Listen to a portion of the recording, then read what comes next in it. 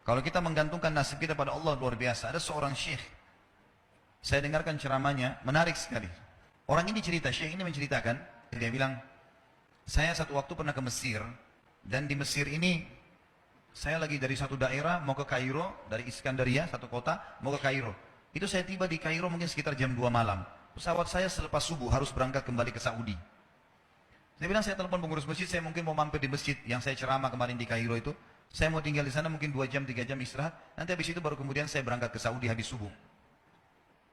Kemudian setelah saya masuk masjid, saya temukan ada orang di mihrab, imam, lagi sujud, nangis-nangis. Luar biasa, tangisannya itu kalau orang dengar membuat orang yang dengar pun mau menangis.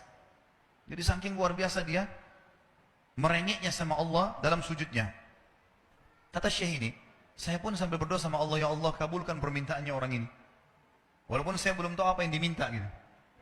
Dia bilang selesai dia sholat, saya dekati dia, saya bilang, Masya Allah, doa apa ini? Luar biasa ini.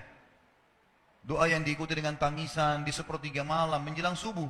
Allah turun ke langit bumi, dikabulkan nih. Dia bilang, demi Allah syekh. Karena syekh ini orang Arab biasanya panggil, bisa orang pintar, bisa orang kaya, bisa orang tua. Jadi kalau antum dipanggil syekh, jangan bangga dulu ya. Karena banyak maknanya itu. Ya. Maka dia bilang, demi Allah syekh. Dia tidak tahu kalau ini orang memang ulama gitu.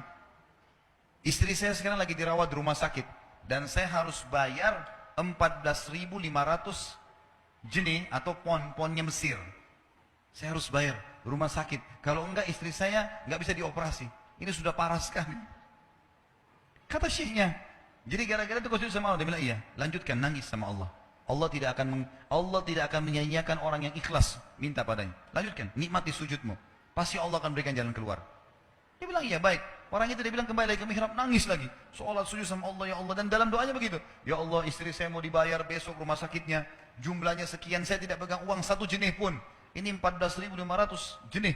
Banyak sekali. Maka dia bilang, orang ini bilang baiklah kalau begitu. Syekhnya ini bilang, saya mau tidur dulu. Saya istirahat 1 jam, menjelang azan subuh dia bilang, ada marbot masjid datang bangunin saya.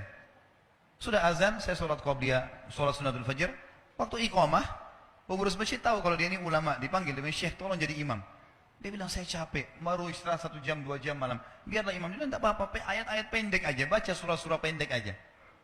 Kata syekh, baiklah. Dia bilang, saya baca surah-surah pendek.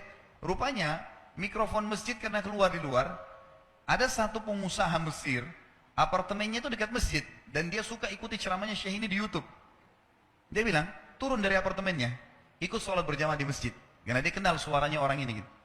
Begitu selesai sholat, dia bilang, saya lagi zikir, datang orang itu. Dia bilang, syekh, ahlan wa sahlan di Mesir. Saya salah satu penggemar anda di YouTube, dan saya, dengar suara tadi. Saya tadinya mau sholat di masjid lain, saya ke masjid ini. Dia bilang, syekh, saya mau minta tolong satu hal.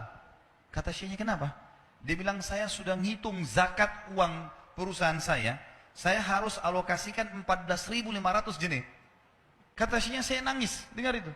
Nangis, saya terisak-isak.